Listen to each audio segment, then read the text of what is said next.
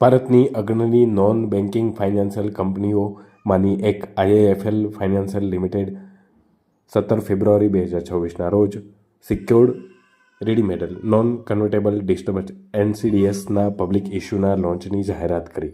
ઇસ્યુનું કદ 500 કરોડ છે, જેમાં 1500 કરોડ સુધી ઓવર સબસ્ક્રિપ્શન જાળવી રાખવા માટે ગ્રીન શૂ વિકલ્પ છે, જે કુલ ઇસ્યુ રકમ 2000 કરોડ સુધી લઈ જશે. એકત્ર કરાયેલ ભંડોળનો ઉપયોગ વ્યવસાયિક વૃદ્ધિ અને મૂડી એકત્ર કરવા માટે કરવામાં આવશે. એનસીડીએસ વાર્ષિક 9% સુધી અસરકારક ઉપજ પણ આપે છે, જેમાં રોકાણનો સમયગાળો 24 મહિના, 36 મહિના અને 60 મહિના સુધીનો હોય છે. રોકાણકારો માસિક, વાર્ષિક અને સંચિત વ્યાજ ચૂકવણી વિકલ્પોમાંથી પસંદ પણ કરી શકે છે. મારું નામ શુભન દોશી છે. હું આઈઆઈએફએલ કેપિટલ લિમિટેડમાં સિનિયર ડાયરેક્ટર તરીકે કાર્યરત છું. એમાં અમે એક આઈઆઈએફએલ કેપિટલ લિમિટેડ છે, નુવામા કેપિટલ છે અને ટ્રસ્ટ કેપિટલ છે. આઈઆઈએફએલ ફાઇનાન્સ કંપનીમાં એવું કયા બેનિફિટ છે કે રોકાણકારો બીજી કંપની કરતાં આમાં રોકાણ કરે છે? અત્યારની માર્કેટ પરિસ્થિતિ જોતાં અમારો જે ઇન્ટરેસ્ટ રેટ છે એ ખૂબ આકર્ષક છે અને જે ક્રેડિટ રેટિંગ અમને મળ્યું છે ક્રિસિલ અને બ્રિક્સ વખતે, એમાં ઇન્વેસ્ટરોના જે રોકાણ છે એની સેફટી પણ પૂરતી છે, જેનાથી આ બંને કારણથી આ ઇન્વેસ્ટર માટે ખૂબ જ આકર્ષક છે. મારું નામ અમિત ડાભી છે.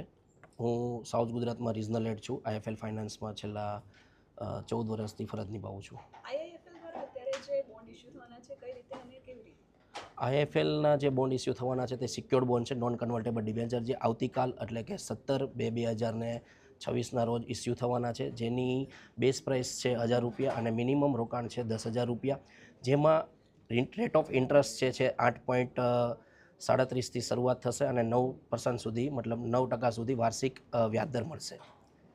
જેમાં રોકાણકારને એક કહેવાય કે ક્રેડિટ રેટિંગ જે છે તે ક્રિસિલથી AA સ્ટેબલ છે અને બ્રિક વર્ક રેટિંગથી AA+ સ્ટેબલ રેટિંગ છે, જે એવું સૂચવે છે કે રોકાણકાર અને કંપનીની જે પરિસ્થિતિ છે એકદમ સ્ટેબલ છે અને રોકાણકારને મતલબ આમાં સારું એવું ટાઈમલી વળતર પણ મળશે.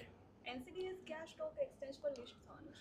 બીએસસી અને એનએસસીમાં લિસ્ટેડ થશે. અને મુખ્ય મેનેજરો કોણ છે? મુખ્ય મેનેજર એટલે આ ઇસ્યુ તમે કરો છો એના મુખ્ય મેનેજરો કોણ છે? ના, એ સવાલમાં મતલબ અટવાશે.